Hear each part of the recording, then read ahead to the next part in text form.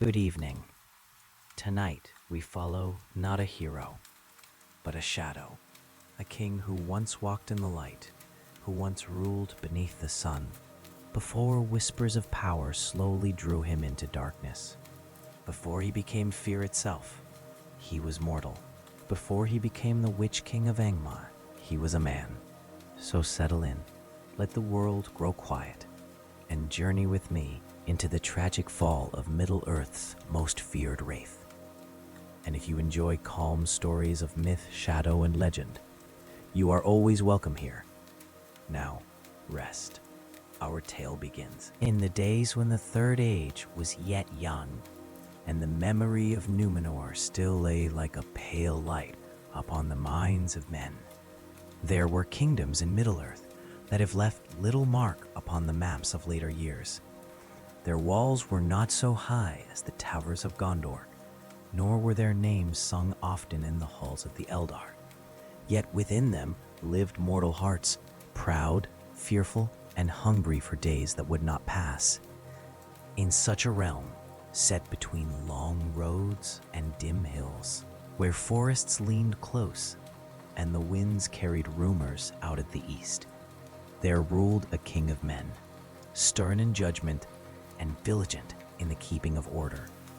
His name is not preserved in any shore record. Some scrolls hint that he was of high lineage, with blood that ran back, thin but true to Westerness. Others say only that he loved his people as a man loves the last fire upon a winter night. He had come to his crown in troubled years, for though Sauron had been overthrown and fled at the end of the Second Age, the world had not become wholly safe. Orcs still lurked in old places. Wolves grew bold when winters were hard. And in the far east, there were lords who did not forget the shadow. The king strengthened gates, stored grain, and sent riders out on the roads. Yet for all his prudence, a gnawing thought troubled him, that all his labor was set against time itself. For walls crumble, and men tire, and the keenest sword hand grows slow. There came then to his court, not with banners, nor with a host at his back, but as a traveler of noble bearing, one who spoke softly and chose his words as a jeweler chooses stones. He was fair to look upon, and his face seemed unwearied by road or weather. Yet his eyes were deep, and in their depths lay something cold, like starlight seen through ice. He offered news and counsel and the praise that slips easily into a man's heart. He spoke of the king's virtues, his vigilance, his strength of will, his care for the weak, and of enemies near at hand and powers far away that might one day stretch their hands toward these lands. Many were pleased by such speech, and the king himself listened, for it is perilous for any man to hear his own heart named wisely, and not to lean a little closer. On the third night of that visitor's stay, when the hall had grown quiet and the last cup had been poured, the stranger asked leave to speak with the king alone. They went to a high chamber where a single lamp burned, and through narrow windows the night could be seen. Star-sown and still, lord of this land, said the stranger, you labor as few do, yet do you not see the shape of the age that is coming?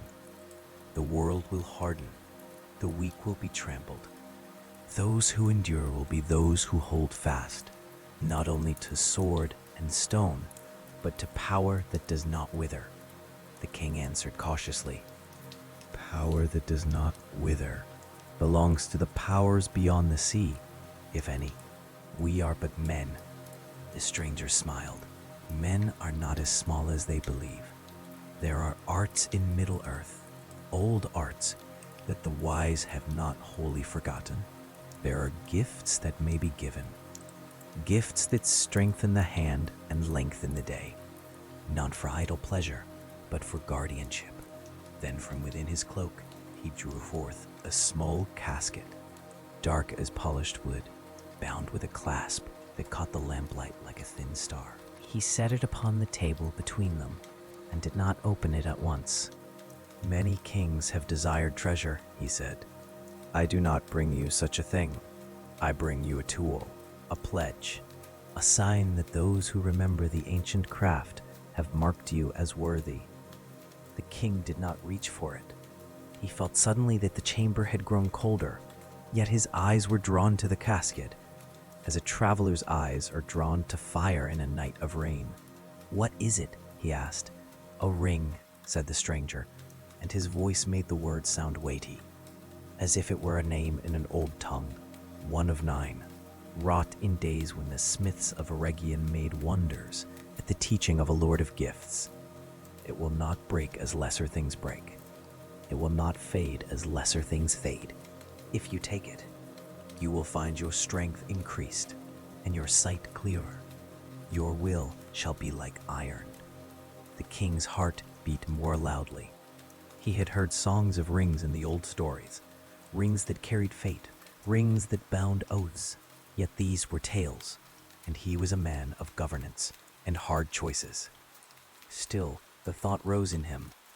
With such a gift, he might protect his people longer. He might outlast rivals.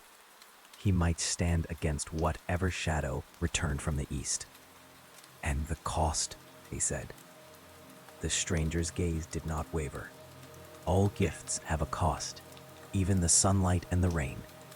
But consider what you spend already, your years, your youth, the life of your body. You will spend them whether you will or no. This ring does not ask for your love of darkness. It asks only that you accept what is offered and use it with wisdom." At last the stranger opened the casket. Within lay a ring of gold, playing to outward sight, yet wrought with a delicacy that seemed beyond mortal craft. No jewel gleamed upon it, and yet it caught the lamplight and returned it strangely, as if the light came from farther away than the room. For a moment, the king thought he saw upon it faint lines, like writing, though when he blinked, they were gone. Outside, the stars shone coldly. Far away, beyond hills and leagues of dark, there were other kings and other courts. Yet in that high chamber, it seemed that the world had narrowed to a single choice. "Take it," said the stranger, low and patient. "Not for yourself alone. Take it for those who sleep under your protection. Take it so that your realm may endure when lesser realms fall." The king was silent. In that silence, many thoughts passed through him. The faces of his people at harvest, the cries of children in winter, the sound of hammers upon stone, the slow crumbling of old towers in forgotten lands. He thought also of his father's death, and of the day he himself would lie cold, while others argued over the crown. He reached out at last and closed his fingers about the ring. It was cool, not warm, though it had lain near the lamp. It seemed heavier than its size should allow, and yet it fitted his hand as if it had been made for him. When he held it, a faint pulse ran through his skin, like distant thunder felt through the ground. The stranger bowed his head, and for an instant a shadow crossed his face, swift as a cloud across the moon. "Wisely chosen," he said. "A king slipped the ring upon his finger." Nothing dramatic followed. No flames rose, no voice spoke aloud, no darkness poured from the corners of the chamber. The lamp burned as before. The night remained still. Yet the king felt, in the quiet, that something had altered. Subtly, like a note in a song, shifting by half a step. The air seemed clearer. The outlines of things were sharper. He could hear faintly the drip of water in a distant passage and the soft tread of a guard far below. It was easy then to believe that the gift was good, for he did not yet know that the ring's promise was like clear water drawn from a deep well, sweet at first taste, and then, slowly, it begins to chill the blood. In that hour, he only felt his fear grow quieter, and called it peace for him. And so, without battle and without trumpet, the first step was taken upon a road that runs into shadow and does not easily turn back. At first, there was no shadow upon the land. The king wore the ring seldom in those early months, and always in secret. He would slip it upon his finger at hours of council, when disputes pressed heavily and decisions seemed tangled. Then his thoughts would sharpen, and confusion would fall away, like mist before a rising wind. Words came readily to him, hesitation fled. Those who stood in his hall began to remark, in quiet voices, that their lord seemed more resolute than before. He slept more lightly, yet rose unwearied. His hearing grew keen. From the dais he could discern whispers meant to be concealed. At times he perceived the drift of intent before a speaker had fully shaped his speech. He did not think of this as intrusion, but as insight, an earned clarity granted to one who bore responsibility. Years passed, the kingdom prospered. Harvests were guarded wisely, roads were patrolled with firmer discipline. Neighboring lords who once tested his borders found their ambitions thwarted before they fully ripened. The king's presence seemed to fill the hall more completely than in former days.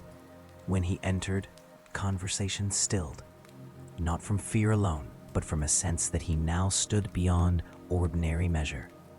He believed this strength his own. Yet sometimes, when alone in his chamber at night, he would take the ring from his hand and set it upon the table before him. In the lamplight, its surface gleamed softly, and he would notice again faint tracings upon the gold, delicate as breath upon glass. They seemed almost to move when he did not look at them directly. Once, as he watched, he thought he heard a whisper, not with his ears, but within his thought. It was not a voice in words, but a shaping of inclination, like a suggestion laid gently upon the mind. You see more clearly now. He frowned and drew back. Yet when he lifted the ring again and slipped it upon his finger, the sensation faded into quiet assurance. Outside the court, years began to tell their ordinary tale. Men who had ridden beside him in youth grew gray at the temples. His most trusted captain, who had once matched him stride for stride, complained of stiffness in the mornings. The queen, wise and steadfast, remarked one winter evening that her lord seemed unchanged by time. He laughed at this, though something stirred uneasily within him. For when he looked into polished steel or still water, he did not see the deepening lines he had expected. His face remained firm, his shoulders unbent. The vigor of his body did not wane as swiftly as that of other men. He told himself it was the gift of strong blood. Yet he had known others of equal lineage who did not so endure. As seasons turned, admiration in the eyes of his people mingled with a trace of wonder. Children who had once rung beside his horse grew into adulthood while he seemed scarcely altered. Rumor, quiet at first, began to move among the households. The king does not age, some said. Others answered, he is blessed. But there were a few, very few, who looked upon him with unease. The stranger who had brought the ring did not return openly. Yet at times, travelers came bearing messages from distant lands, courteous envoys who praised the king's governance and spoke of shifting powers in the east. They would linger only briefly, and their eyes, though respectful, held the same depth he'd had seen before, a depth that reflected not the room they stood in, but something far beyond it. In dreams he began to walk upon high places. He would stand upon a tower not of his own making, gazing over leagues of darkened earth. Beneath him stretched lands he had never ruled, yet in the dream they bent toward him as if awaiting command. The wind that moved there was colder than any wind of his homeland. And always, somewhere beyond sight, there was another presence, vast, patient, and aware. When he woke, the memory of that presence lingered like frost. He wore the ring more often now. It seemed natural. The burdens of rule had not lessened. Indeed, they had grown. His realm prospered, and prosperity invites envy. Border disputes required swift judgment. Disloyalty had to be detected before it flowered into rebellion. With the ring upon his hand, such matters became simpler. He found that when he fixed his gaze upon a man, he could discern hesitation, doubt, even concealed resentment. Decisions that once required long debate now resolved themselves quickly in his mind. Mercy became rarer, not from cruelty, but from certainty. For certainty, when it hardens, leaves little room for gentleness. The queen, observing this change, spoke softly to him one evening. "You were once slower to condemn," she said. "And slower to secure peace," he replied. She studied him then, and though she said no more, a shadow crossed her expression. In the following years, the king's dominion grew firm and orderly. Crime lessened, borders held, tribute was paid without protest. His people prospered under laws that were clear and unwavering. Yet in quiet corners of the hall, older counselors sometimes fell silent when he passed.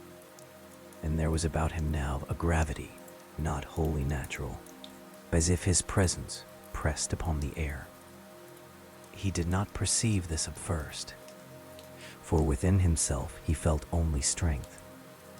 But strength has a sound when it shifts. There came a winter when the queen fell ill. The healers labored, but her vitality faded as mortal vitality must. The king sat beside her, ring upon his hand, and for the first time he wished to command not men, but time itself. "Stay," he whispered, as though authority might bind even the unseen. Yet she slipped from his grasp as all mortals do. In his grief, he did not weep openly. He stood straight and received the condolences of his court with measured composure. But alone in the stillness of night, he placed the ring upon the table and stared at it long. "You lengthen my days," he said softly. "Why not hers?" There was no answer in words, yet the thought arose again within him, subtle, persuasive. "Your life is needed. Yours is the grayer burden." He closed his hand around the ring. From that night onward, something in him withdrew, not visibly, not in any way that his captains could name, but warmth faded from his laughter, patience shortened. Those who opposed him found little mercy. And still, he did not age. Men who had been boys at his coronation now bowed before him with lined faces. New generations grew up knowing no other king. To them he seemed almost changeless, a figure carved from the same stone as his throne. He began to sense that the world itself was thinning. Colors appeared less vivid in daylight. Music in the hall sounded distant, as if heard through water. Food sustained him, yet its savor diminished. He required less sleep, yet when sleep came, it bore him always toward that cold tower beneath an iron sky. There, in dream, he sometimes glimpsed a shape at the far edge of vision, tall, crowned, and cloaked in shadow. It did not speak, yet he felt its awareness rest upon him. And in that gaze, there was approval. So the first change passed almost unnoticed by those around him. His strength grew, his years lengthened, and the thread that bound him to the will of another tightened, silently, patiently, and without haste. For the ring did not conquer in a single stroke. It waited. In the years following the queen's passing, the king's court grew more ordered than ever before. Grief did not unmake him, rather, it refined him.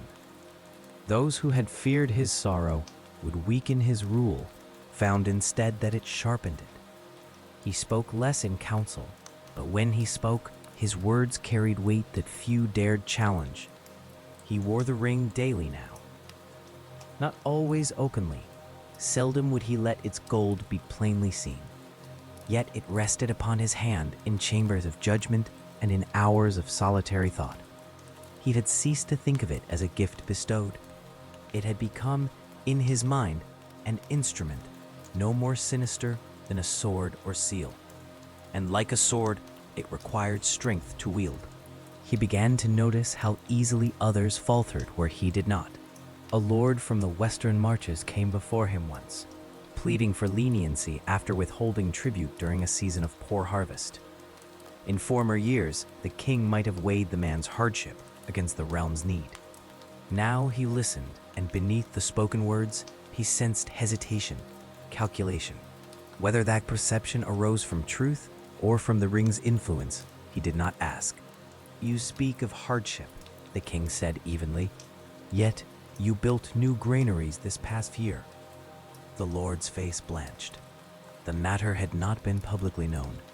The king had not been told. But the thought had come to him unbidden, certain and precise. He dismissed the man with reduced mercy. Tribute was exacted in full. Peace followed. The western marches did not test him again. And so he reasoned that his judgment had been just. Yet small changes gathered, like frost at the edge of morning. He found that patience no longer seemed a virtue. Where once he had tolerated dissent in council, now he perceived dissent as weakness. Doubt among advisors irritated him. He preferred clarity, decisiveness, obedience. The ring, cool against his skin, seemed to affirm such inclinations. At times, when he sat alone, he would remove it and hold it before him. The faint tracings upon its surface were more visible now, though still not fully discernible. They resembled letters, perhaps of some ancient script he did not know. When he looked too directly, they faded. When he glanced aside, they glimmered. He no longer feared them. Instead, he felt that they belonged to him. The dreams returned more frequently. He stood again upon the high tower beneath a dim sky. Below stretched lands vast and shadowed. Rivers wound like dark veins through plains he had never trod. And there, at the edge of sight, the tall shape remained, closer now. Once, in that dream, he thought he heard a voice, not in speech, but in intention. "You have been faithful." He woke with a start, his hand clenched. The room was empty. The lamp had burned low, yet a sense of recognition lingered, an awareness that he was seen. In waking hours, he began to perceive the world differently. Colors dulled, though he did not at first notice their fading. The laughter of courtiers sounded distant, as though echoing through a hall larger than his own. When he looked upon faces, he saw not only expressions, but the subtle tremors of fear and ambition beneath them. This knowledge gave him advantage. It also gave him isolation. Few now spoke freely in his presence, not because he had commanded silence, but because something in his gaze unsettled them.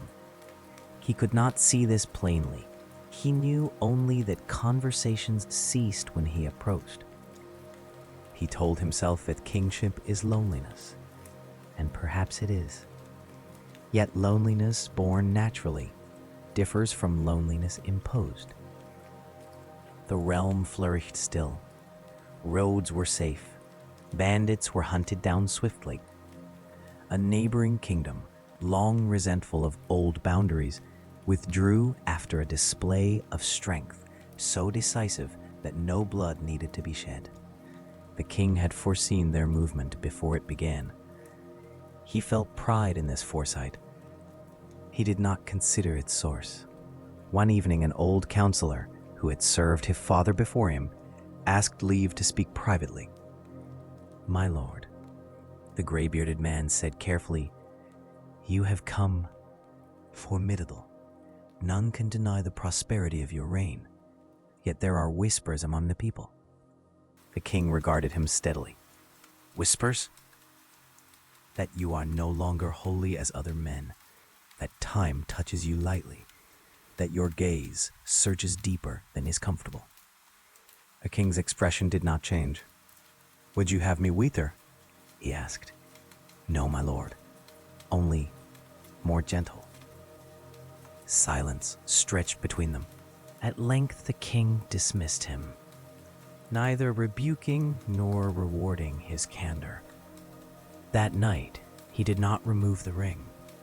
He lay wakeful, feeling its cool weight against his skin. He turned his thoughts inward, examining himself as he might examine a blade. Was he cruel? No. Was he unjust? He could not find evidence. Was he proud? Perhaps. But pride, he reasoned, is not always vice. A king must believe in his own authority. The whisper returned, not in sound, but in quiet assent. "You were chosen because you are strong." Chosen. The word settled comfortably. Gradually, he ceased to recall the stranger's face with clarity. It became indistinct in memory, as though seen through smoke. Yet the sense of being observed did not fade. Rather, it steadied, like a constant star in a darkening sky. His body did not tire. Years passed, and the marks of age did not gather upon him as they did upon his peers. He no longer spoke of it, nor did others dare. It became an unspoken truth. Children born in his reign grew to adulthood and spoke of him as changeless. Songs began to circulate. Songs praising the king who did not weaken, who stood like a pillar against time. He listened to these with a distant satisfaction. He did not notice that when he removed the ring, his hand felt strangely light, as though something essential were missing. He did not notice that he replaced it quickly. Even when alone, the world beyond his borders shifted. Messengers from distant realms brought tidings of a power rising openly in the east. A dark lord who had cast aside fair disguise and declared dominion. The names spoken in those reports stirred something within him. Not fear, but recognition. In dream he stood once more upon the tower. This time the tall shape approached. It bore a crown of iron and a mantle like night without stars. No face could be seen beneath its shadow, yet its presence filled the air with a pressure that bent the horizon itself. The king did not flee. Instead, he inclined his head slightly, as one acknowledging a superior in rank. And though no word was spoken aloud, he felt the approval more clearly than ever before. When he woke, he did not question the dream. He rose, placed the ring upon his finger, and went forth to hold court. Thus, the mirror of power showed him what he wished to see: strength, clarity, dominion. It did not yet show him what had begun to fade. The change did not come with a single dreadful night, nor with any sudden revelation that might have driven a lesser man to cast the ring away in terror. It came as changes often do in the lives of the proud, quietly, by small degrees, clothed in reason, and accompanied by the seeming of strength. At first, it was only that the king ceased to take pleasure in certain things. On a spring morning, when the orchards outside the walls were white with bloom and bees moved lazily from branch to branch, he stood upon a high balcony and looked out over his land. He knew, by habit and by long stewardship, that this was a fair sight, and that in former years he would have felt his heart lift at it. Yet now it touched him faintly, as a song heard through a closed door. The beauty remained, but it seemed set at a slight distance, as if it belonged to another. He blamed fatigue and the many burdens of rule, but fatigue did not explain how keenly he could still perceive the rest: the faint tread of a guard in a lower court, the murmur of servants in a far passage, the scrape of a quill behind a shut door. The ring, cool upon his hand, made the world sharper in one way and thinner in another. So too with food and drink. He ate when he must, for the body still demanded its due. Yet flavors grew pale. Wine that once warmed him now seemed merely liquid, sweet and sour without delight. Meat had weight, bread had dryness, and little else. He began to eat alone more often, not from sadness, but from indifference, and his stewards noted it with unease. With music, it was much the same. Minstrels played in his hall on feast days, and their fingers were nimble, and the notes rose clear beneath the beams. Yet to the king the sound seemed to come from farther away than the singers stood. At times he would see their mouths move and feel the rhythm of the tune, but the heart of it did not reach him. It was as though the music belonged to the living, and he sat apart, listening from a shore on which he had not meant to land. These were small things, easily concealed, but small things, gathered year upon year, begin to shape a life. Sleep became strange. He slept less than other men, and often rose before dawn without weariness. Yet when sleep did come, it was not the deep resting of the weary. It was like sinking into a cold lake, slow, silent, and full of dark clarity. Dreams did not drift upon him. They took him. He would find himself again in that high place beneath a dim sky, and though the tower changed in detail, its meaning did not. Always it was a place of watching. Always it was a place where some other will lay near, unseen yet present, like a shadow behind a curtain. He began to wake with a sense of being measured, not watched as men watch from hiding, but weighed, as metal is weighed in a hand. In those years his face remained firm, and his body did not bend with age, yet a hollowness grew behind his eyes. Courtiers, who spoke to him by necessity, would sometimes falter under his gaze, and afterwards they could not say why. His words were not harsher than before. His judgments were not openly cruel. Yet there was in his presence something that chilled the warmth of speech.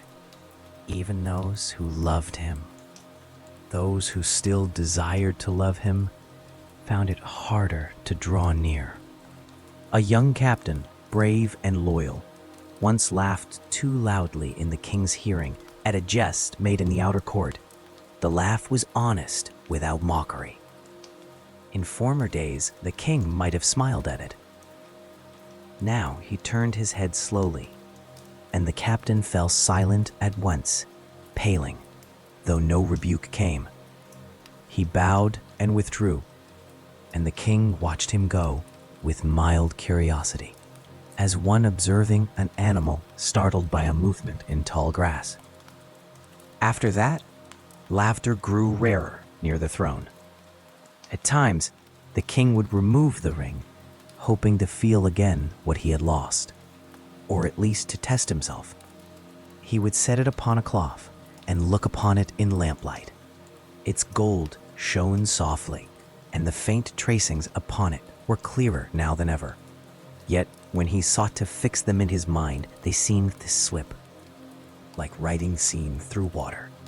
Without it, the world grew duller as though a veil had fallen over his senses. He could endure that dullness for a little while, but not long. It brought with it not peace, but a restless emptiness, a sense that he had been thrust into shadow while others stood in light. Then he would take the ring up again and feel the familiar sharpening return. The relief was immediate, and with it came a quiet satisfaction that was almost like comfort. Thus, by small repetitions, the ring bound him. There came a day, many years after the ring first came to him, when he walked through the marketplace in disguise, as kings sometimes do, to learn the temper of their people. The sun was bright, and the air smelled of fruit and fresh-cut wood. People moved about him, talking, bargaining, smiling. Children ran, and a dog barked, and somewhere a woman sang softly as she worked. For a moment he stood still, and a strange thought came upon him.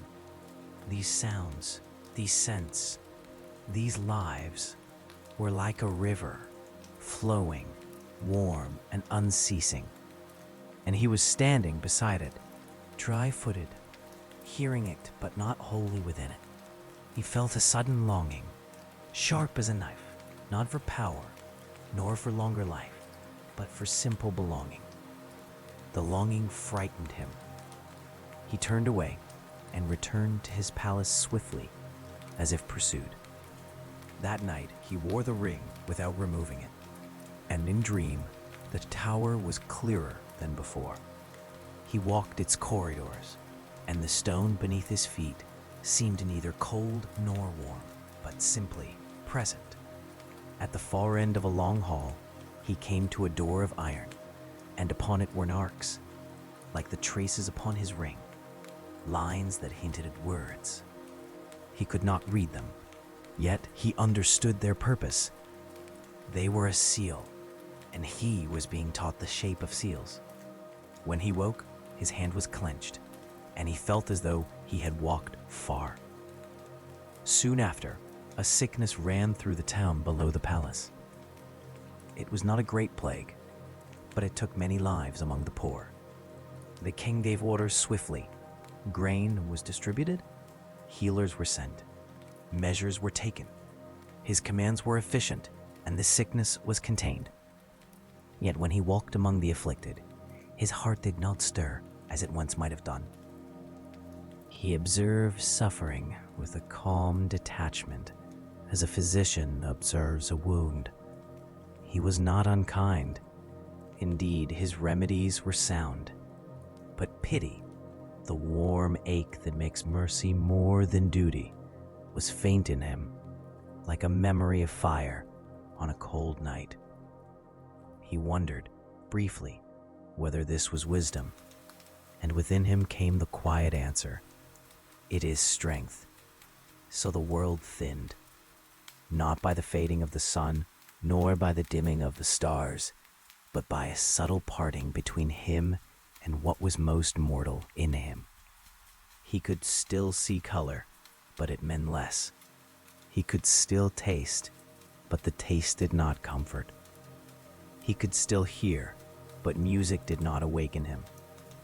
And yet he could perceive other things more clearly than before. The shape of fear in a man's breath, the hidden hunger in a lord's smile, the tremor of ambition under a calm voice. He could sense at times the turning of far-off events, as if distant wheels were moving and he could feel their vibration through the ground. This new clarity pleased him. He did not yet see that it was not truly his. Once, at dusk, he stood alone by a window and watched the last light touch the hills.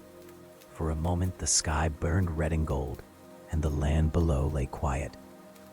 He tried to summon wonder, to feel again the old stirring of heart.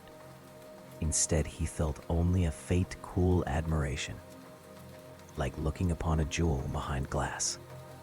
Then the light faded, and the first stars appeared. Among them, one shone bright and steady, and he found himself thinking, without intending it, of a great eye that did not blink. The thought disturbed him, and he turned away. But in the turning away, there was no escape. For the ring lay upon his hand, and the ring was no longer merely an object he possessed. It was a path, and he was walking it. In a mirror of polished steel, he watched his own face, seeking the first line of age or grief. The face looked back unchanged, yet stranger. The eyes seemed deeper, and the skin about them colder. Then the ring gave a faint chill, and the thought came, endure. He set his jaw, naming the chill, the price of duty.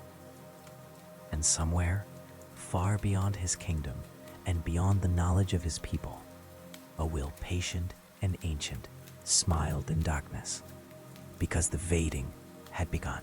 The first outward sign was so slight that none would have marked it, had it not been repeated. In the great hall of his palace, there hung long banners of woven silk, dyed deep in the colors of his house. On calm days, they lay still against the stone. Yet one evening, as the king sat in judgment, and the air was without draught, the nearest banner stirred faintly, as though touched by a breath no one else felt.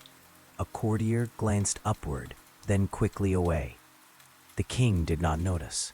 Soon after, hounds kept in the lower courts began to whine when he passed them.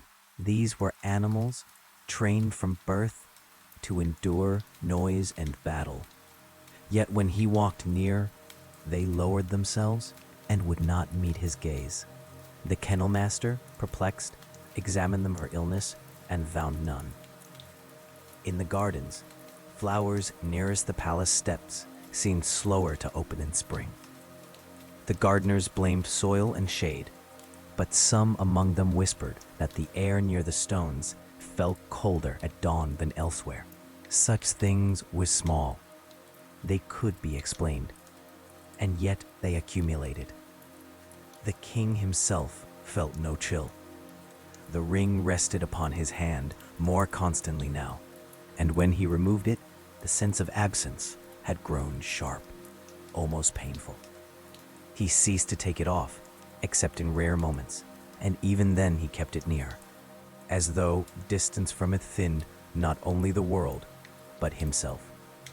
The counsel within him had grown clearer. It did not speak in command. It shaped inclination. When he faced a choice, one path would seem illuminated, the other dim. When he considered mercy, he would perceive its weakness. When he considered severity, he would perceive its strength. At first, he believed these insights his own refinement. But there were moments, brief, easily dismissed, when he wondered how swiftly such clarity arose. One night, during a storm that lashed rain against the palace walls, a messenger arrived breathless from the eastern marches. He spoke with unrest, a village refusing new levies, a minor lord stirring defiance. The king listened, and as he did, the torches in the hall guttered, though no draught entered. He rose slowly. "Bring my lord to me," he said. "Not in chains, but bring him." When the lord stood before him days later, pale and trembling from the journey, the king regarded him long without speaking. Those present would later say that the air in the chamber felt thin, as though they stood at great height. The king did not raise his voice. "You seek to test the bounds of your fealty," he said quietly. The lord opened his mouth to protest, but the words faltered. It was as though the king's gaze pressed upon him, stripping away rehearsed arguments and leaving only fear. "I sought only to ease the burden upon my people," the lord managed. The king stepped closer. "You sought to measure my resolve." The lord fell to his knees, though no hand had touched him. Those who witnessed this told themselves it was the weight of authority that compelled such submission, Yet several swore later that as the king leaned forward, the torches dimmed further, and a breath of cold passed through the hall. The punishment decreed was not cruel, yet it was absolute. The Lord's lands were placed under direct oversight. His authority diminished. No rebellion followed. Order was preserved. But after that day, when the king entered the hall, a subtle hush preceded him, as though the air anticipated his coming. Children no longer ran freely in the outer courts when he was near. They did not know why. They simply felt an unease, like standing too long in shadow. Mothers began to gather them closer. In the stables, horses stamped and tossed their heads when he walked between the stalls. One reared suddenly and had to be restrained, though it had known him since youth. The king observed these things with growing irritation. "Superstition," he said once to his steward. "Men fear what they do not understand." "And what do they not understand, my lord?" the steward asked gently. The king's eyes flickered, and for a moment the steward thought he saw in them not anger, but distance, vast and unfathomable. "They do not understand strength," the king replied. Strength. The word echoed within him long after the steward withdrew. In dreams, the tower no longer seemed a place of uncertainty. It had become familiar. The corridors were clearer. The iron door at the end stood ajar. Beyond it lay darkness, not empty, but full of intention. A tall shape approached nearer than ever before. Though no face was visible, the king felt that it regarded him with satisfaction. "You grow," the presence seemed to say, though no sound was heard. When he woke, the sensation did not wholly fade. He began to perceive shadows where none fell naturally. In bright daylight, a faint dimness followed him, as if the light hesitated to settle fully upon his form. Servants remarked that lamps burned lower in chambers where he remained long. The ring had grown colder, not painfully so, but steadily, like metal kept in shade. When he clasped his hands together, that coldness spread faintly up his wrist. He did not shrink from it.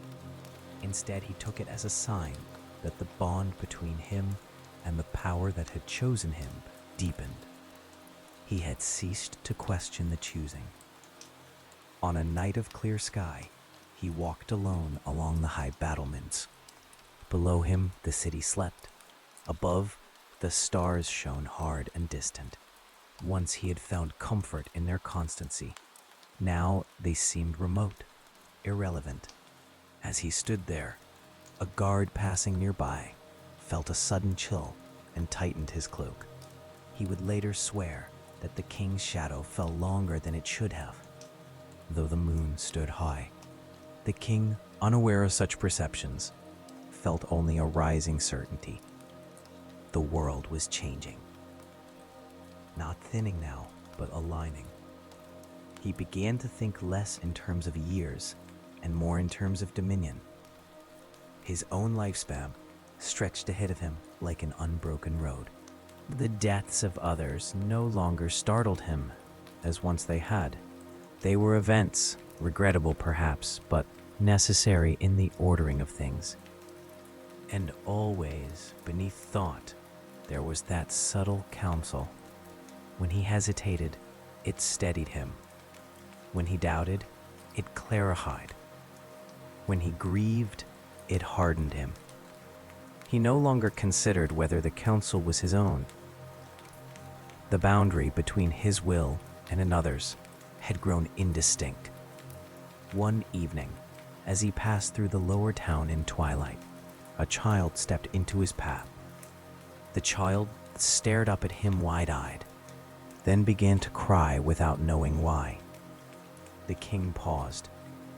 He looked down, and for a fleeting instant, something flickered within him. Confusion, perhaps even pain. But it vanished swiftly, smoothed away by cool composure. He stepped past the child and did not look back. Behind him, lamps flickered, though the air was still.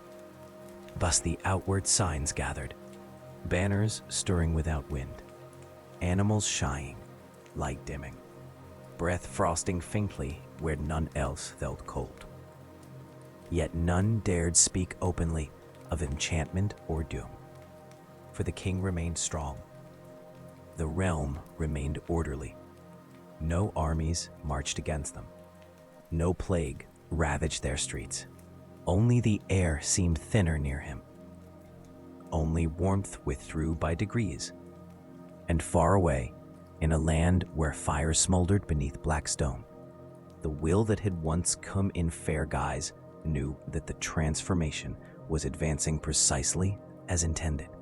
It is a perilous thing in the life of any mortal to speak an oath in solitude, for oaths are not made only to ears that hear them.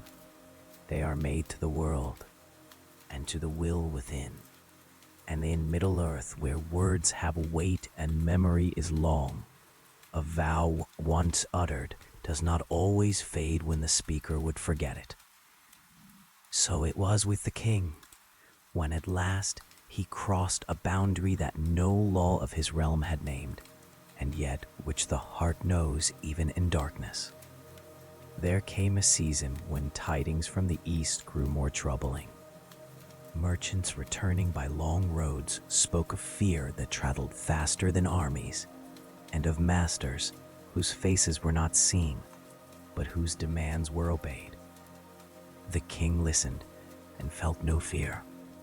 Instead, he felt a cold recognition, as though the rumors were the far echo of a voice he had long been hearing in dream. By day, he ordered watch and levy, as any prudent ruler would, but by night his thoughts returned always to the ring, and to that quiet counsel that now seemed less like his own mind and more like a hand laid upon it. At length, wearied of doubt, he climbed alone to a small chamber high in the palace, an old room seldom used, whose windows looked eastward over dark fields beyond. There he set a single lamp, and before it he placed the ring. He did not do this as a penitent. He did it as a man who has decided that uncertainty is no longer to be endured. For in recent nights, the dreams had changed. The power had come nearer, and the iron door was no longer merely ajar. It stood open as if awaiting him. Beyond it, there was a sense of invitation, assured, like a hand held out steadily, confident it will be taken. He sat and watched the gold circle lie upon the table. The lamplight shone on it, yet the ring returned the light in a way that was not wholly of that room, as if it held within itself a reflection of another place. The faint tracings upon it, lines like writing, seemed clearer than ever, though he still could not read them. Outside, the palace was quiet. Somewhere a dog barked once, then fell silent. The king lifted the ring and weighed it in his palm. Coolness crept into his skin, like the touch of winter stone. With startling clarity, he understood how long he had leaned upon this thing, how often he had sought its sharpening, its certainty, how it had become, little by little, the center about which his thoughts turned. He could have set it down and walked away. That choice existed still, like a narrow path at the edge of a cliff. But it was already fading from his sight, as paths do when one has not walked them in many years. He slipped the ring upon his finger. At once the air in the chamber seemed to grow thinner, and the lamp flame leaned as though bowed by a breath. The shadows in the corners deepened, yet the king felt no fear. He felt only a tightening in his chest, as if some long-held tension had at last found its purpose. Then, without his willing it, his mind was drawn westward, not by sight, nor by any sound, but by a pull like the tug of a strong current beneath calm water. He closed his eyes, and the chamber fell away. In its place rose the high tower of his dreams, stark against the dim sky. He stood upon its stone, and the air there was cold and utterly still. The tall presence waited. It did not rush toward him. It did not threaten. It simply was, vast and patient, as mountains are patient. In its stillness, the king felt for the first time the full measure of the will that had been touching him through years of counsel. He could not see a face, yet he perceived attention, focused and unblinking. And into his thought came words, clear, shaped and not wholly his own. You have taken what was offered. Will you now be bound by it? The king's heart beat once, heavy as a hammer stroke, bound.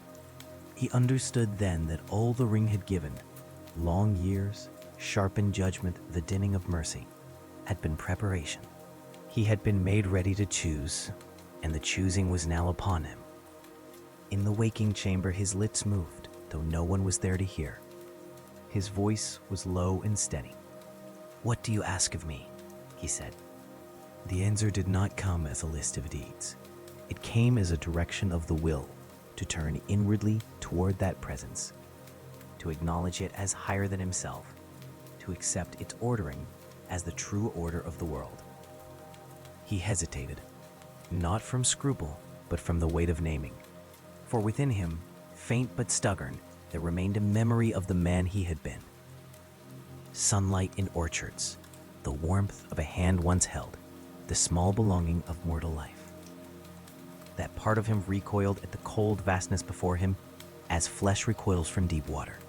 But another part, stronger now, desired release from doubt, from grief, from the slow wear of years that he alone seemed to outlast. He desired certainty that could not die. So he spoke, not loudly, not with flourish, but simply, as one signing his name to a deed. "I will endure," he said. "I will have strength. I will not surrender what I have taken." In the tower of his mind, the presence drew nearer, not moving, and yet nearer, like night deepening. And then the thought came again, sharper than before. Then yield, yield. It was a small word and terrible, for yielding meant letting the ring and the will behind it become not merely his aid, but his rule. It meant that his judgment, which he prized, would be aligned to another purpose, so steadily that in time he would not know the difference. He felt a moment of resistance, like a hand trying to pull back, and then he let it go. "I yield," he whispered, and the whisper seemed to pass beyond the walls of his palace, beyond hills and leagues, into a far land of ash and fire where power listened. At that utterance, the lamp guttered low, and for an instant the room was lit as though by a colder light than flame. The king's shadow stretched unnaturally along the floor, and in its edge there seemed a wavering, as of smoke. He opened his eyes. The chamber was the same, yet not the same. The air felt different upon his skin, as if a veil had been drawn. He could hear the guards below more clearly, but their lives seemed distant, like voices heard from the far bank of a river. He rose and walked to the window. The night lay silent. Stars shone, yet he felt eastward, a presence as real as gravity. It did not press upon him with pain. It settled upon him with possession, like a mantle that fits too well. He understood then that he had made an oath, though no sacred book lay before him. And he knew also that the oath would be answered not by thunder, but by slow transformation. In the days that followed, those near him noticed small changes. When he entered a room, lamps burned lower. Frost would sometimes gather at the edges of window panes, even when the night was mild. Horses in the courtyard shied and rolled their eyes.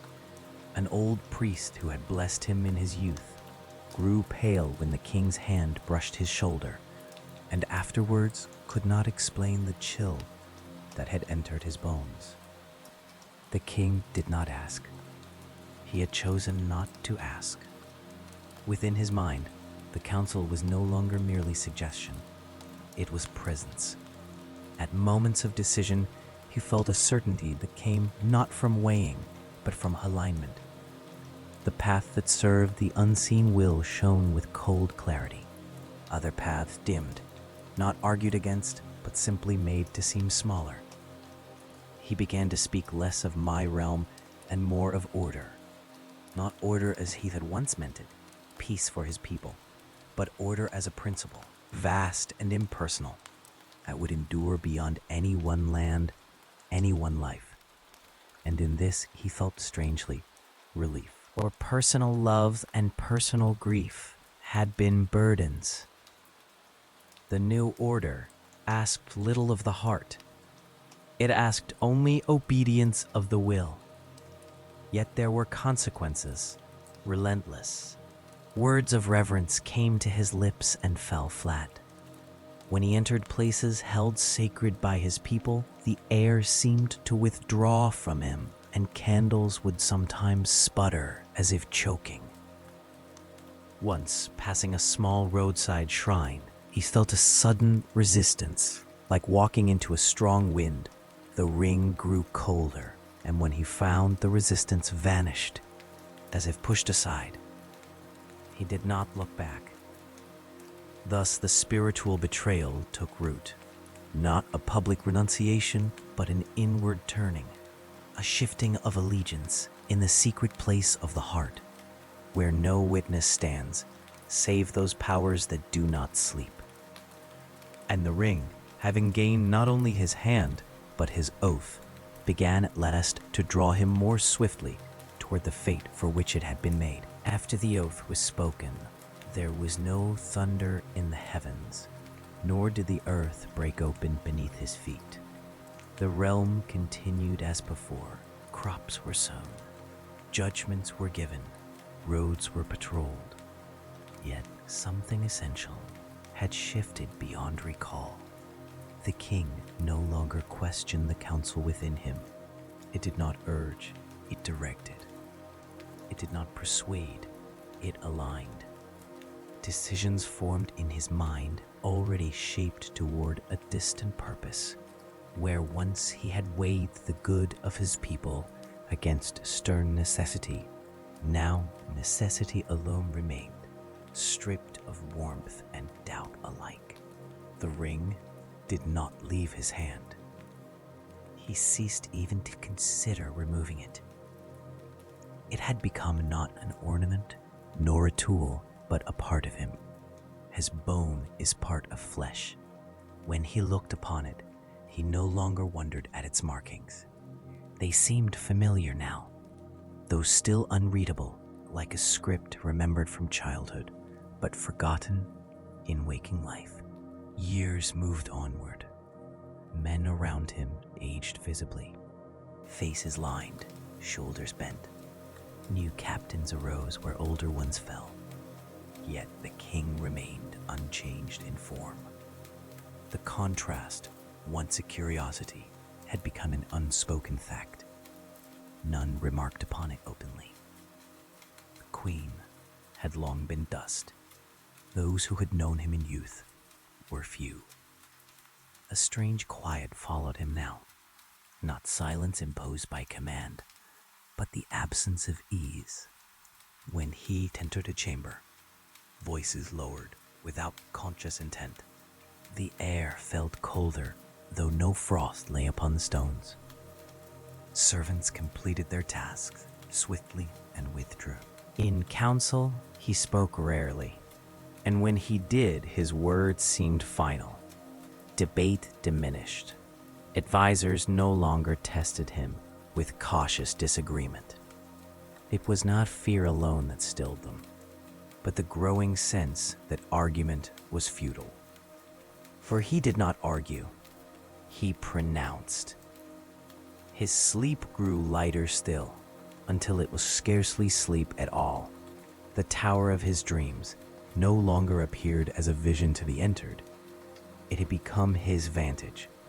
At times, even waking, he felt himself standing there, looking outward across leagues unseen, aware of movements far beyond his own lands. The presence that had once seemed distant was now constant. It did not need to speak. Its will flowed through him as current flows through iron, drawn toward a magnet. He no longer distinguished between his thought and that other thought. They had become, for all practical purpose, one. Memory altered. He could recall battles, treaties, borders, but the warmth of orchard spring, the sound of laughter in youth, the touch of a beloved hand, these came faintly, like stories told about another man.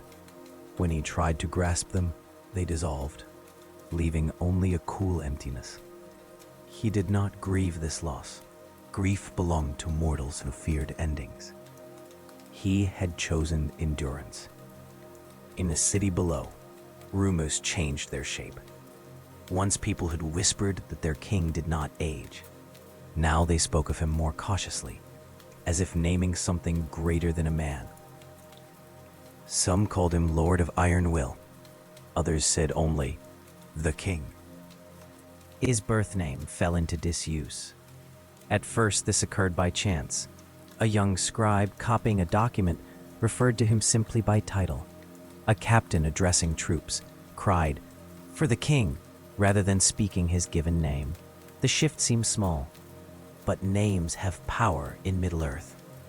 As seasons turned, fewer remembered the sound of the name spoken at his coronation. Those who tried to recall it found it strangely difficult, as if it belonged to a language half forgotten. When older courtiers attempted to use it in private speech, the word felt ill-fitting, almost incorrect. The king himself ceased to think of it. When he considered his identity, it was not as a son or husband or youth grown into rule. It was as a function, sovereign, ruler, enduring will. His past narrowed behind him, unimportant, only the present alignment mattered. Animals no longer merely shied. They avoided him. Horses would not be saddled for him without struggle. Hounds refused food if he stood too near. Birds that nested upon palace towers abandoned their perches. The gardens nearest his chambers withered more quickly, though no blight could be found. Winter came harsher than usual, and frost clung longer to the stones of the palace than to the lower town. The people endured these things with quiet resilience. They did not yet name them ill omen, for the realm remained strong. Its enemies were subdued, its borders secure. Yet warmth retreated. Once in the hall, a brazier burned low, though fresh coals had been laid. A servant approached to tend it, and felt a sudden cold, sharp as midwinter wind. When he looked up, he found the king watching him with expression unreadable. The servant's breath misted faintly. He knelt and withdrew. The king observed these occurrences with detached interest. He did not interpret them as warnings. He interpreted them as signs of transition. He had begun to sense something else, a thinning not only of the world but of himself, not weakness but substance. When he stood before a mirror, his reflection seemed at times less solid than before, as if the edges of his form wavered slightly in dim light. He did not fear this. Instead, he felt anticipation. The presence within him had grown stronger. At times, when he closed his eyes, he could perceive the faint impressions of others, distant minds bound as he was bound. They were not clear, yet he sensed them. 8 shadows moving in alignment, each drawn by the same center. He did not know their faces. He did not need to. He understood that he was no longer solitary. In the city, children were told not to stare when the king passed. Mothers threw them aside instinctively, not from rebellion, but from unease. The old priest who once had blessed him withdrew entirely from court, citing frailty. In truth, he could not endure the chill that accompanied the king's nearness. When the priest died, the king did not attend the rites. Death had become an abstraction. He began to speak of years as though they were minor obstacles.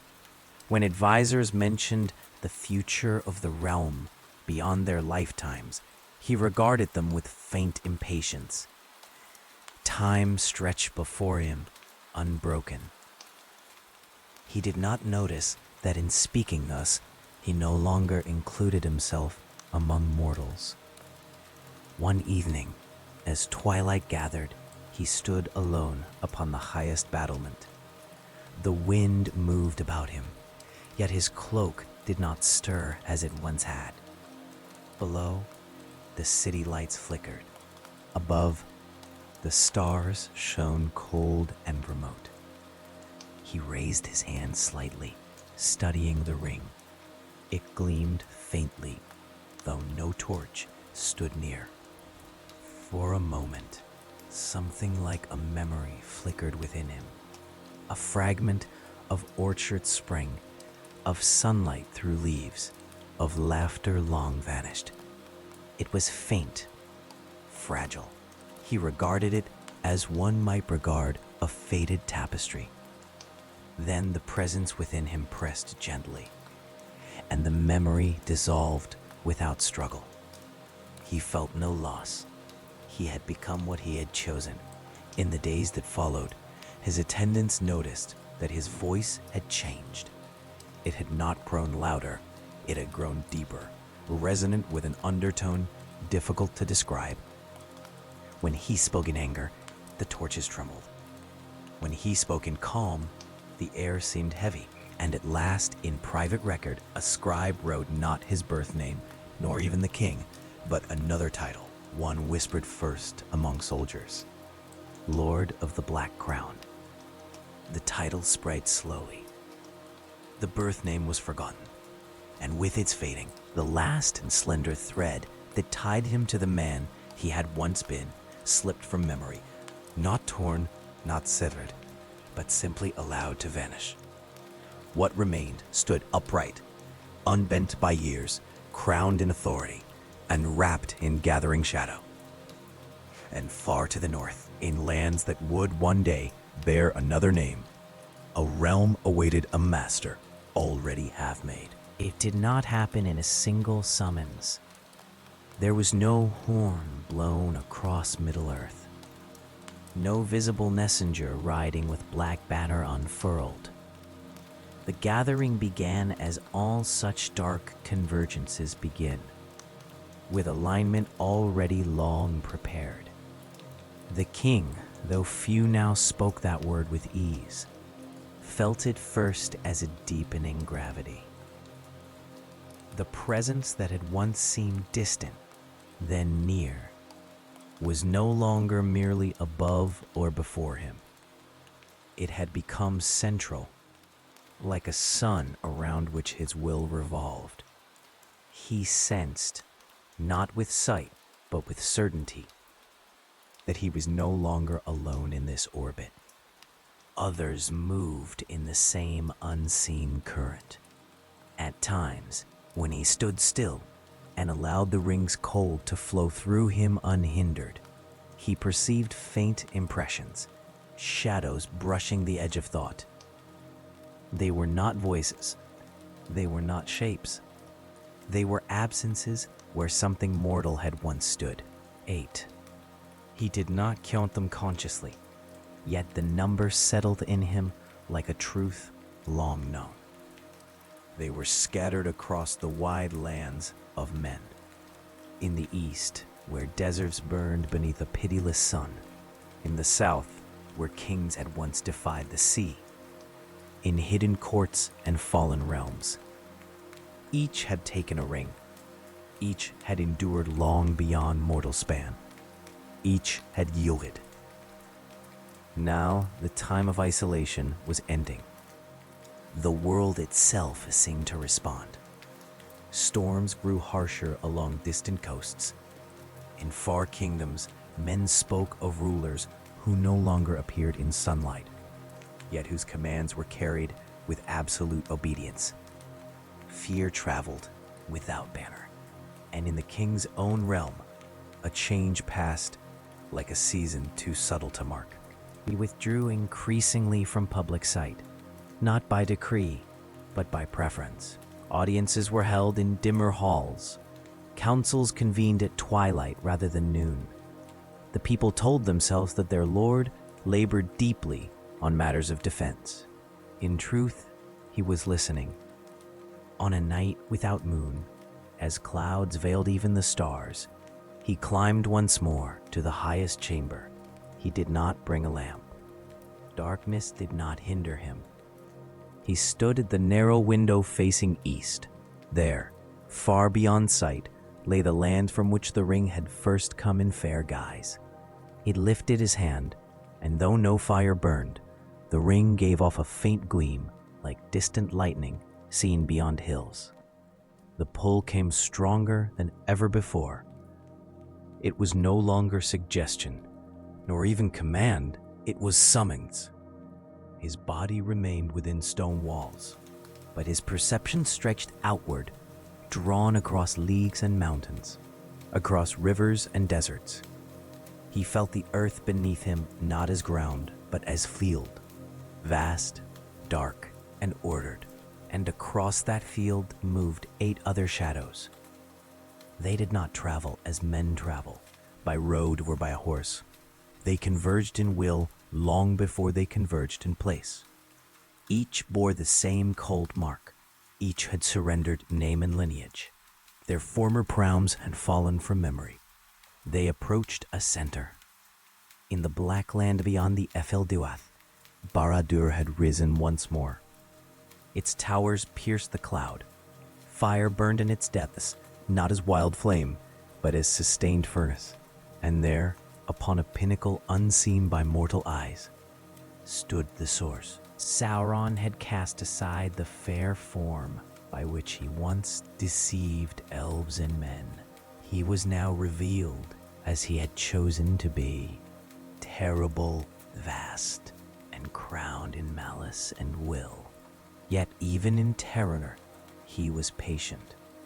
The king felt that patience like weight. The convergence was not a march, but a drawing inward. He did not see the other 8 clearly, yet he sensed their thinning. Their forms were less substantial than men, their substance more bound to the rings they wore than to flesh. He looked down at his own hand. For a moment, in the darkness, the outline of his fingers seemed less solid than shadow. The ring burned cold. The summons intensified. Yielding had long ago been spoken. Now obedience took fuller shape.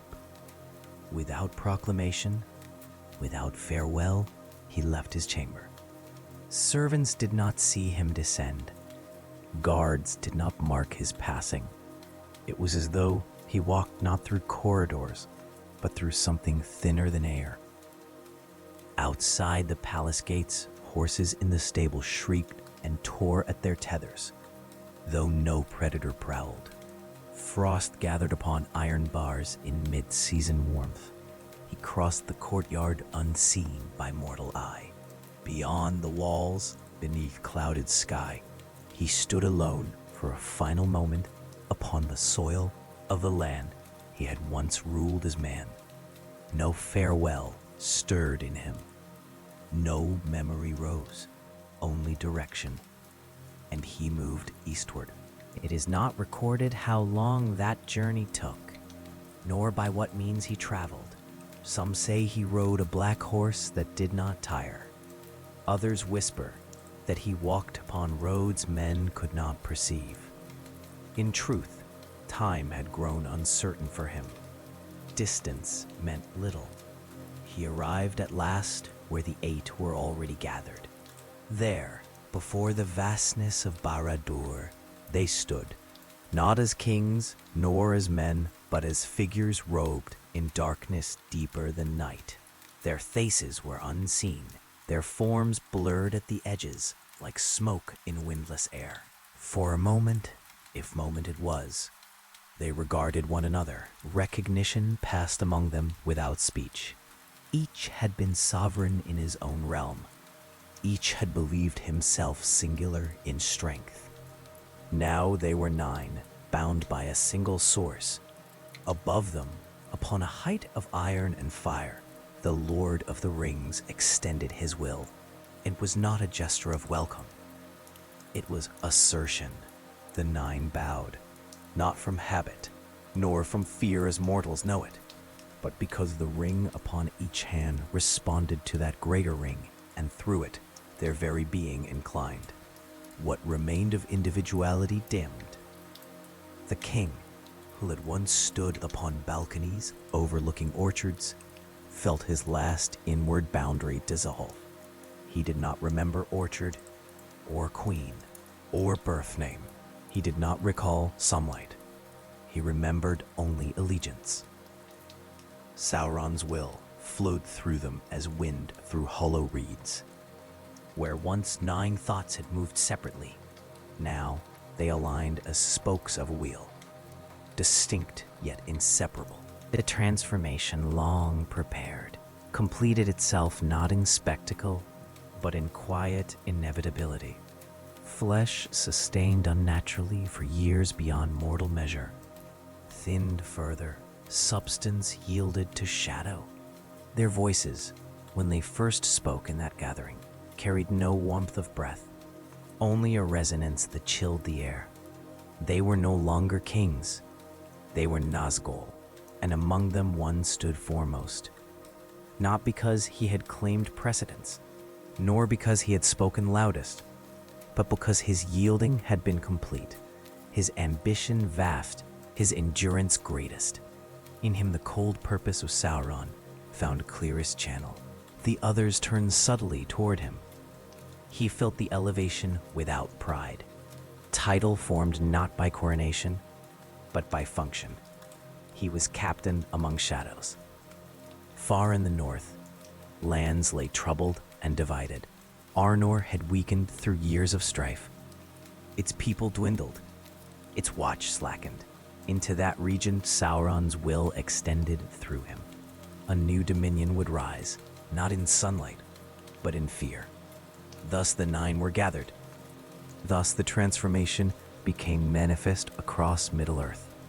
Kings who had once sought to preserve their realms through strength had become instruments of a greater design. The world had not ended in flame. It had shifted. Once that lost in the city, the one who had once borne a mortal name, now stood at the threshold of a darker title, soon to be spoken in dread, across the north. A transformation, long prepared, completed itself not in spectacle, but in quiet inevitability. Flesh, sustained unnaturally for years beyond mortal measure, thinned further. Substance yielded to shadow. Their voices, when they first spoke in that gathering, carried no warmth of breath, only a resonance that chilled the air. They were no longer kings.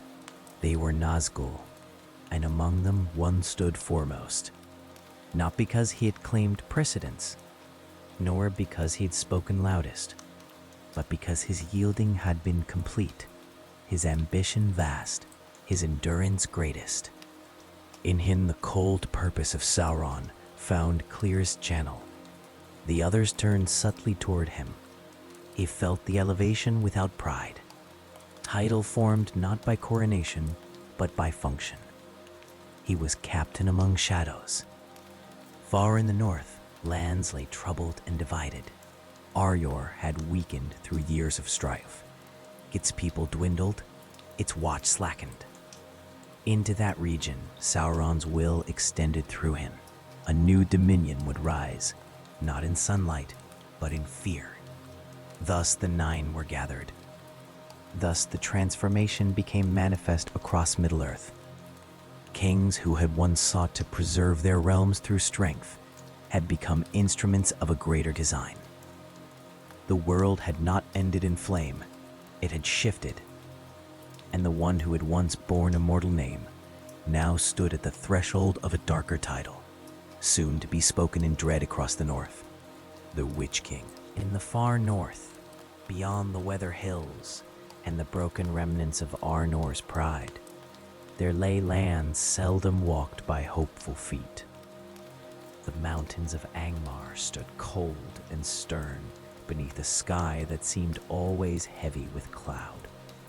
Valleys there held mist even at noon, and winter lingered long after spring had warmed gentler realms. It was into this austere country that the foremost of the nine came. He did not arrive with banners, nor with heralds to proclaim his dominion. He came as shadow seeps into a hollow, quiet and persistent. Those who first felt his presence could not have said when it began. They only knew that fear took root where once there had been only hardship. Arnor, once the northern glory of the Dunedain, had already weakened through division.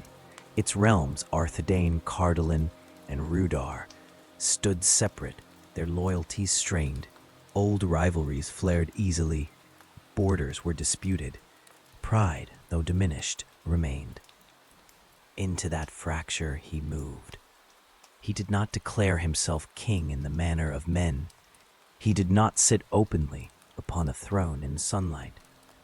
Instead, he gathered to himself those already inclined toward bitterness, chieftains resentful of distant rule, lords eager for greater power, and darker creatures that had long haunted the hills. They came first in secret. Messengers traveled by night between scattered strongholds. Words were whispered of a lord who could grant strength beyond mortal span, who knew the counsels of war as if he had watched wars unnumbered. Some who sought him did so in ambition, others in fear of growing threats beyond their ken. Few who entered his presence returned unchanged. He did not reveal himself as he had once appeared among men. No fair guise cloaked him now. His form was tall and robed in black, his face unseen beneath the crown that gleamed faintly like cold iron. Where he stood, the air grew thin and breath misted even in mild weather. Those who knelt before him felt both dread and compulsion. His voice, when he spoke, seemed to echo from a depth not bound to flesh. Thus Angmar was shaped, not by open proclamation, but by slow consolidation of fear. Fortresses rose in hidden valleys. Orcs, long scattered after ancient defeats, gathered again under his direction. Trolls moved more boldly from mountain caves. Dark men from the east, drawn by whispers of power, swore allegiance to the unseen master of the north. Years passed, and the shadow thickened. Arnor's divided realms perceived the threat too late. Skirmishes began along borders. Outposts fell silent. Messengers vanished upon the roads. At first, these were thought mere raids by restless foes. But as the assaults grew coordinated, dread entered the councils of Arthedain and its neighbors. They named him then the Witch-King. The name arose from fear and from guesswork, for he wielded not only sword and strategy, but sorcery born of ancient knowledge. Storms would gather suddenly over marching hosts. Horses balked before battle as if sensing unseen terror. Warriors who faced him felt courage drained from their limbs. He did not rage in battle as mortal kings do. He directed. From high ground or shadowed ridge, he observed the field, 'cause will move like cold wind through ranks of allies and enemies alike. Where he turned his unseen gaze, confusion followed. Where he raised his hand, resolve hardened in those bound to him. The wars against Angmar did not blaze brightly and end swiftly. They dragged on through bitter winters and lean harvests. Rudur fell first, its people subjugated or turned. Cardolan weakened under plague and assault. Arthedain endured longest, sustained by stubborn loyalty and aid from Linden and Rivendell. Yet endurance alone cannot overcome a foe who does not tire. For the Witch-King did not age. Centuries passed, and still he stood at the head of Angmar's forces, unchanged in stature and unsoftened by time. Men who had faced him in youth found their sons facing the same shadow decades later. In Fornost, the last stronghold of Arthedain, hope flickered as long as a king remained upon its throne. But the Witch-King's strategy was patient. He struck where supplies were thin, where alliances faltered, where pride prevented unity. When at last Fornost fell in the year 1974 of the Third Age, the blow was not sudden, but inevitable. Its king fled north, seeking refuge beyond seas and in hidden havens. The once great realm of Arnor was broken beyond repair.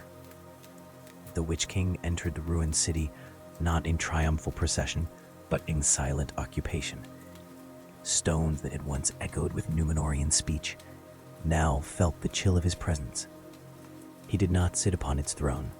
He had no need of mortal symbols. His purpose was accomplished. Yet even in victory, there was no joy. Joy had long since faded from him. He was no longer the man who had stood upon palace balconies, watching orchards bloom. He did not remember that man. He was function and dominion. He was extension of a greater will. And still, beyond Angmar, Sauron's power waxed. For a time, it seemed that darkness would hold the North unchallenged. But Middle-earth does not yield wholly without contest.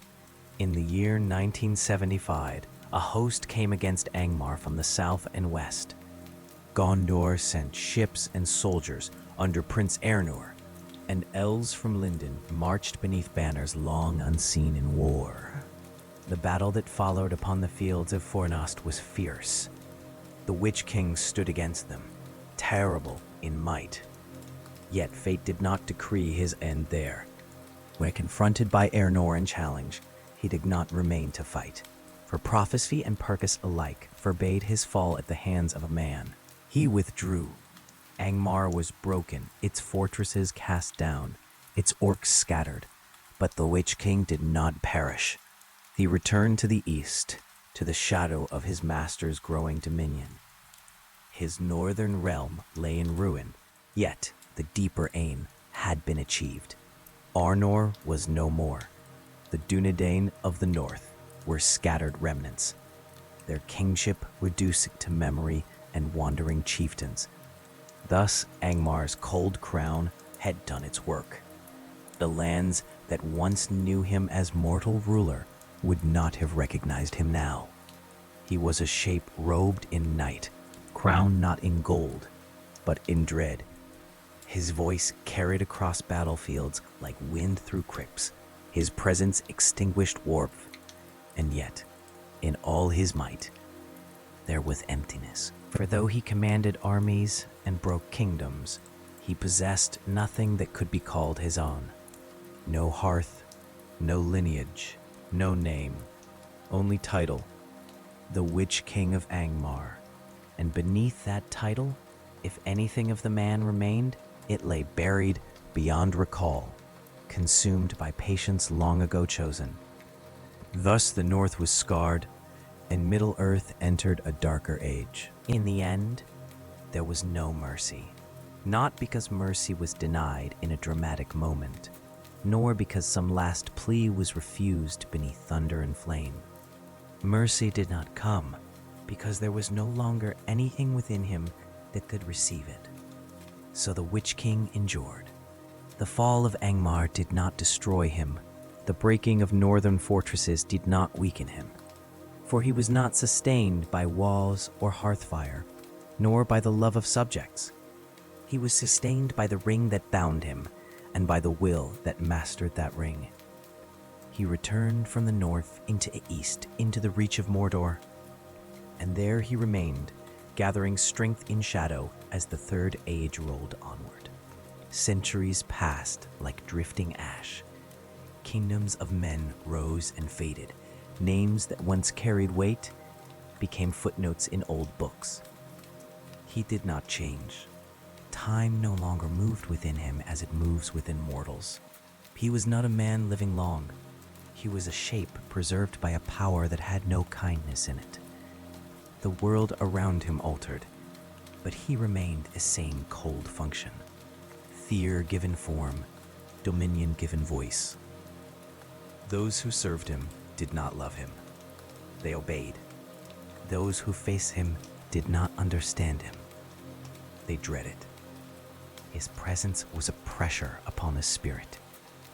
Courage faltered before him, not because of wounds threatened, but because he carried with him the memory of surrender. Surrender made contagious. Men who looked upon him felt, briefly, the temptation to yield, as he had yielded, to set down the burden of choice and be carried by a stronger will. That was his true weapon. Not steel, not sorcery alone, but the atmosphere of inevitability. Thus, when Sauron's strength rose again in Mordor, and the Dark Tower was rebuilt, the Witch-King stood once more at the head of the Nine. He became the chief captain of Mordor, and the long work resumed. The bending of wills, the gathering of armies, the tightening of a net around the free peoples of Middle-earth. When the war at last came openly, it did not surprise him. War was merely another instrument, and he had been made for instruments. He rode forth from Minas Morgul under a sky bruised with cloud, and the very air before him grew sickly and cold. Where he went, light diminished. Where he spoke, hope faltered. He came against Gondor, not as a conqueror seeking new land, but as executioner carrying out a sentence long delayed. The gates of Minas Tirith had withstood many assaults in its history, yet when the Witch-King stood before them, there was a sense that stone itself remembered fear. He did not shout. He did not need to. His voice, when it came, was like iron drawn slowly across stone, steady, unhurried, certain. And in that certainty lay terror deeper than rage. Even then, there was no struggle within him, no remorse, no sudden recollection of an orchard in spring, no grief for a queen lost long ago, no wish to be other than he was. He had no such wishes, for wishing belongs to the living, and he was not living. So he pursued the war to its appointed moment. Upon the Pelennor fields, beneath a sky darkened by the enemy's malice, he rode with cold purpose. The last defense of Gondor cracked and bent, and the city seemed near to falling. The Witch-King advanced as though nothing could bar his way.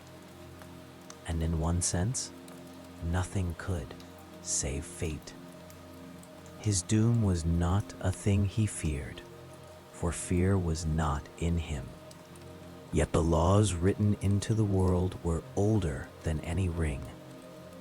It had been spoken long before that he would not fall by the hand of man. Such words do not make one invincible. They merely shape the road by which the end comes. So it was that his end came where he did not anticipate it. Not from a king, not from a captain of Gondor, but from those whom the proud overlook.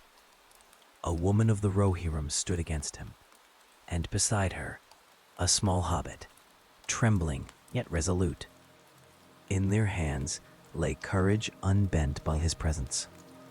When the blow fell, it did not redeem him. It simply ended him.